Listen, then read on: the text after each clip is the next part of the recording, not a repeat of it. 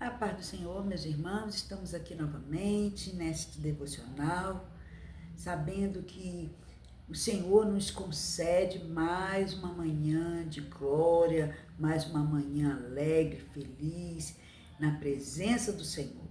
Não importa as situações, os desafios que possamos estar passando, o importante é que o Senhor nos dá a oportunidade hoje de fazermos melhor, de estarmos em condições de amá-lo e de provar o nosso amor através da obediência aos seus mandamentos. E nesta manhã nós estamos aqui cheios do Espírito Santo, renovados, fortalecidos e aptos a um dia na presença do Senhor, porque assim o Senhor nos concede a sua misericórdia, a graça e o poder sobre as nossas vidas. E é por isso que estamos alegres e estamos aqui reunidos neste vídeo para glorificar, para entregar o nosso devocional ao nosso Pai, ao nosso amado, ao nosso amigo que está sempre conosco, o nosso Deus maravilhoso, santo, bendito, glorioso, digno de todo louvor, de toda adoração. Amém? Oremos. Senhor, nosso Deus e nosso Pai, nós estamos aqui diante de Ti, Pai, e te pedimos perdão, Senhor amado, pelos nossos pecados.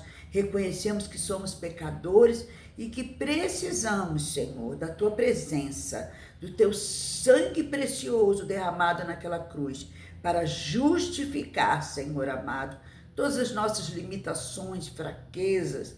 Que o Senhor nesta manhã nos perdoe, nos renove, nos fortaleça, nos dê um dia na Tua presença, porque um dia na Tua presença vale mais do que 1000, e nós queremos estar, Senhor amado, direcionados, fortalecidos em Ti, glorificando o Teu nome, exaltando o Teu nome, alegres por termos a Tua presença em nosso ser, Papai.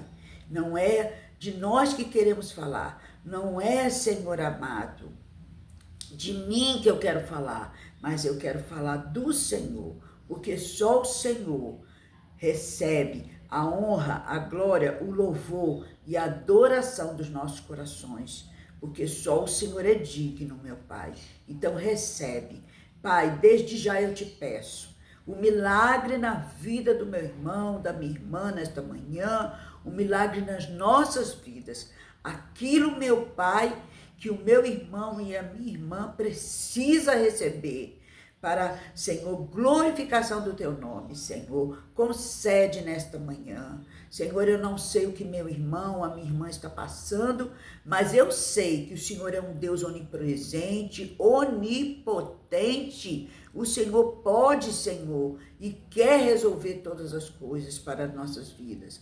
E o Senhor é um Deus onisciente. O Senhor sabe o que se passa na vida de cada um que está neste vídeo comigo. E eu te peço agora, nesse momento, concede, Senhor, concede a vitória.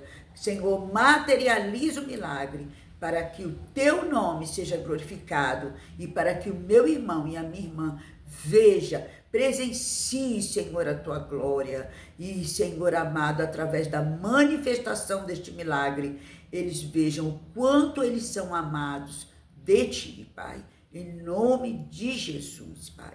Glórias a Deus. Glorificado seja o santo nome do Senhor. E estamos falando aqui de um assunto muito lindo, muito maravilhoso, que foi o início, o princípio, os primeiros passos de Jesus no seu ministério, na sua missão.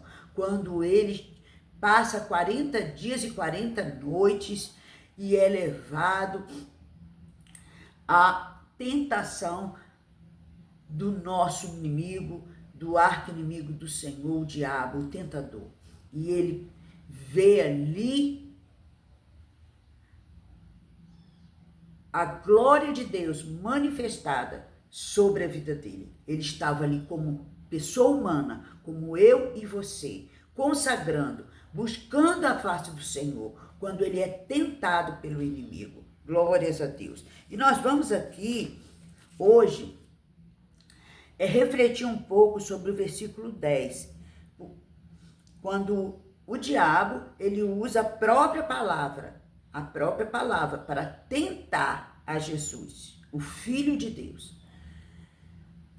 Porque está escrito: aos seus anjos dará ordem a teu respeito para te guardarem e te sustentarão nas suas mãos para que não tropeces em alguma pedra. E Jesus respondeu: dito está, não tentarás o Senhor teu Deus. Passadas que foram as tentações, de sorte que apartou-se dele o diabo e até o momento oportuno. Então, nós vemos aí no versículo 10 de Lucas, do capítulo 4, do 1 ao 13, as tentações de Jesus. E uma das tentações de Jesus que o diabo lhe impõe é ele atirar ao rosto de Jesus a própria palavra. Então, ele tenta Jesus com a verdade. Glorificado seja o santo nome do Senhor. Nós sabemos que a verdade é as Escrituras Sagradas, é a palavra de Deus. Conhecereis a verdade, ela vos libertará. E nós vimos lá em 2 Timóteo, no capítulo 2, no versículo 15 ao 20, que o próprio apóstolo Paulo aconselha a Timóteo e nos aconselha hoje, esta palavra está valendo para nós, o quanto é importante nós examinarmos e conhecermos as Escrituras. E ele usa a própria Escritura, ele usa a própria palavra de Deus para tentar Jesus. Nós podemos ver também que nem sempre a verdade ela vem de uma forma verdadeira, ela vem de uma forma sincera e honesta. Glorificado seja o santo nome do Senhor. E nós vemos isso na tentação de Jesus, que ele usa a própria palavra. E muitas das vezes o inimigo das nossas almas, ele usa sofismas. Ele pega a verdade com cara de verdade, mas por trás existe toda uma mentira, todo um engano, toda uma tentação para as nossas vidas. E nós podemos ver também isso no capítulo 3 de Gênesis, que fala da tentação que sofreu os nossos irmãos Adão e Eva, o primeiro casal posto neste mundo, na terra dos viventes. E nós podemos ver que a queda do homem, a queda de Eva, a queda de Adão, ela vem através de um sofisma, ela vem de uma verdade mascarada por uma mentira.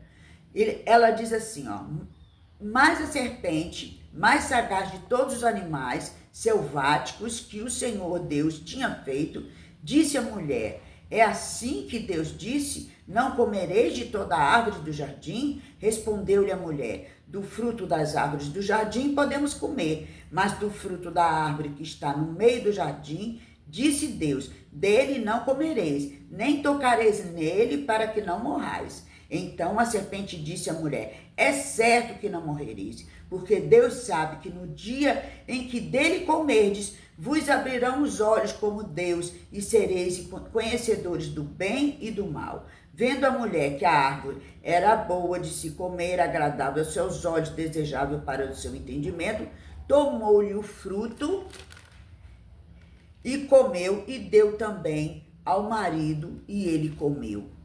Aleluia, glórias a Deus. Então ele vem ali com uma verdade. Ele vem ali com uma verdade. A serpente, ela mostra para Eva,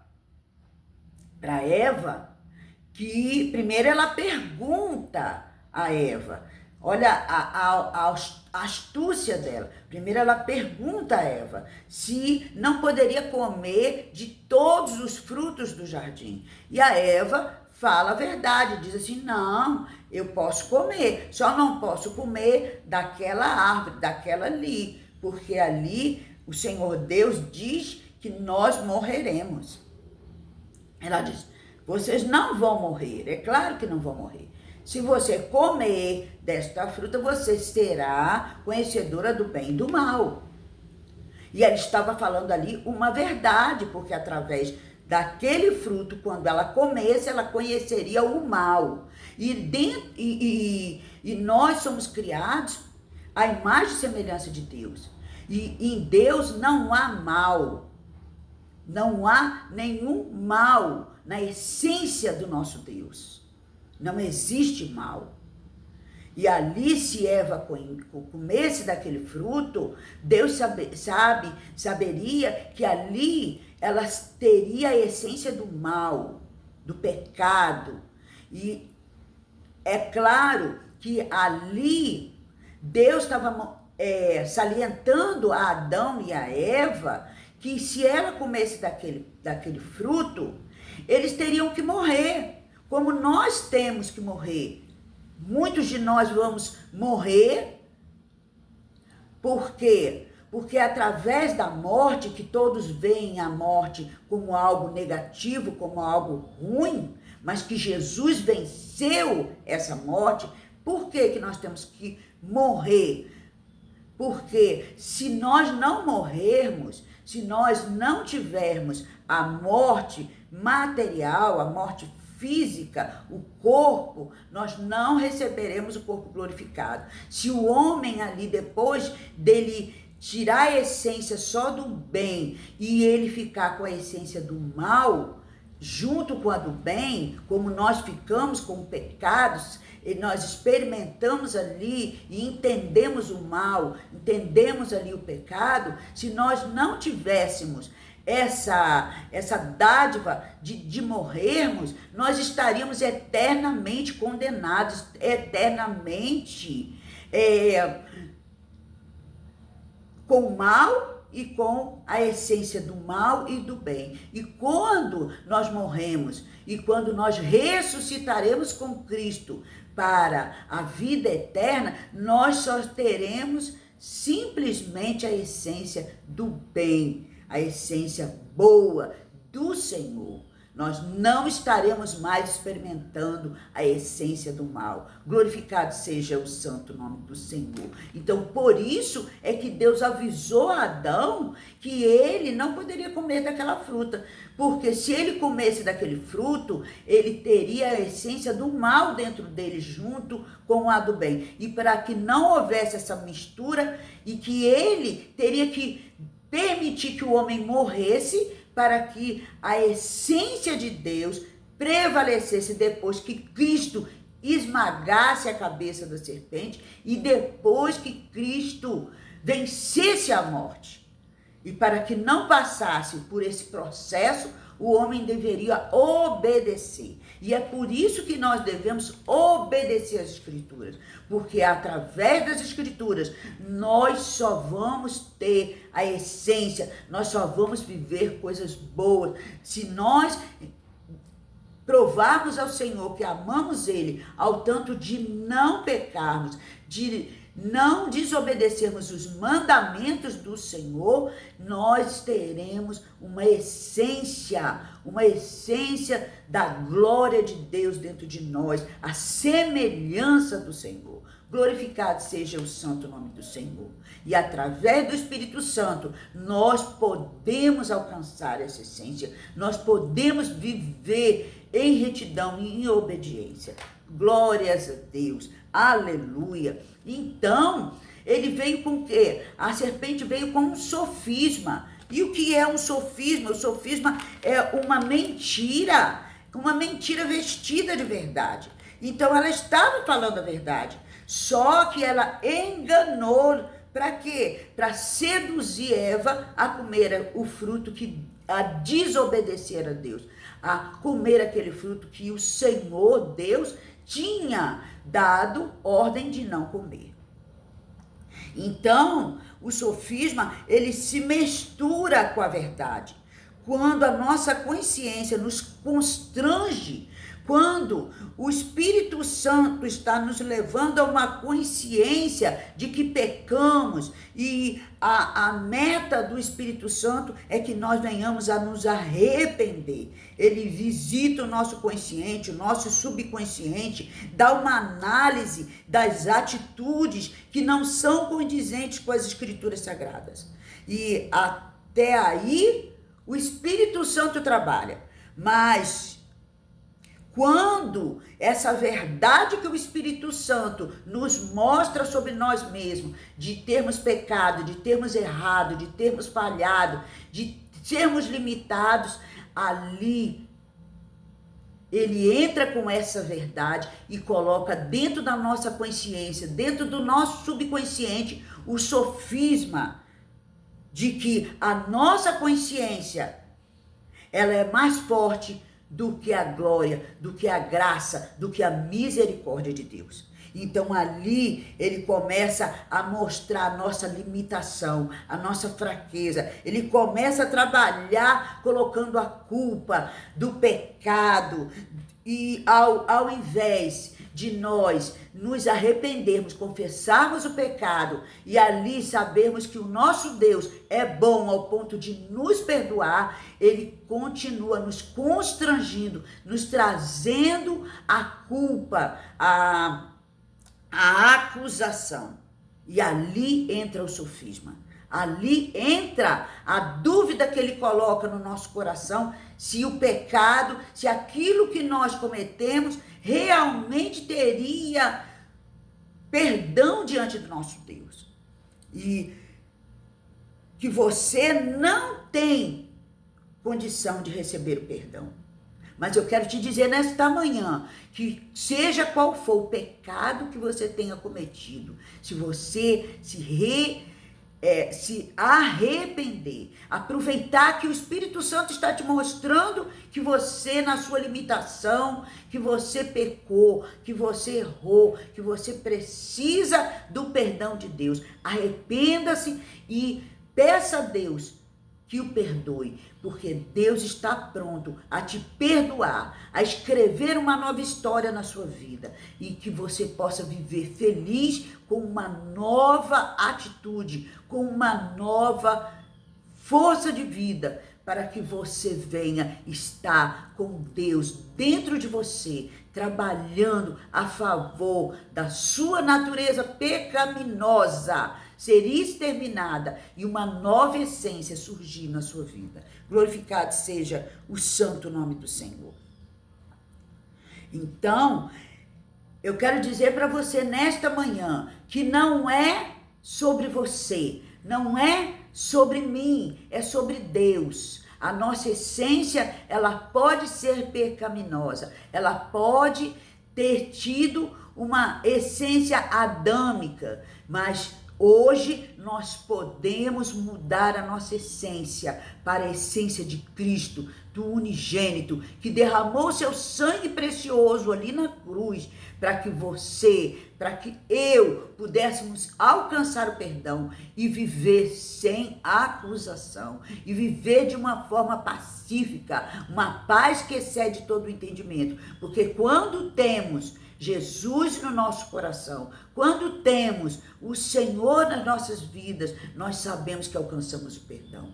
Porque os pensamentos de Deus não são como os nossos pensamentos. A consciência de Deus não é como a nossa consciência. Então, se existe um sofisma na sua vida, mostrando a você que você pecou, que seu pecado é tão grande que não pode trazer Deus para dentro de você, que você não pode ser perdoado, você pode saber que você está recebendo uma mentira do inimigo, das nossas almas, do tentador, porque Deus, ele sabe os pensamentos que tem ao nosso respeito, que está lá em Jeremias, no capítulo 3, porque Deus, ele sabe o pensamento que ele tem ao nosso respeito.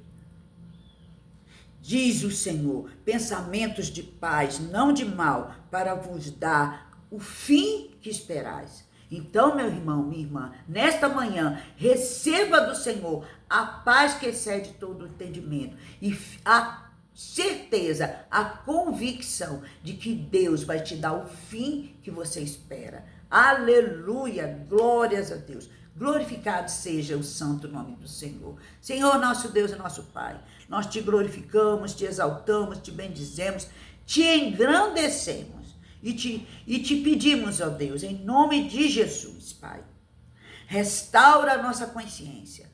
Dai-nos, Senhor, sim, Espírito Santo, arrependimento de todos os nossos pecados, até os pecados que estão em ocultos.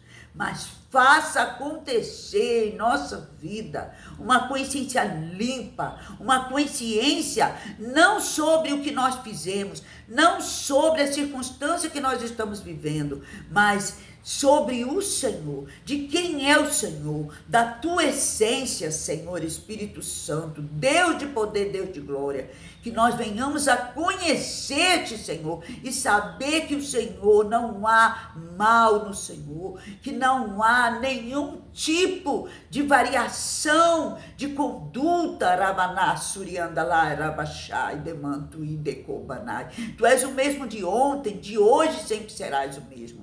Tu és bom, Senhor, a tua essência é boa e que o Senhor quer nos fazer o bem e quer nos dar o fim que nos apraz. Aleluia, glórias a Deus.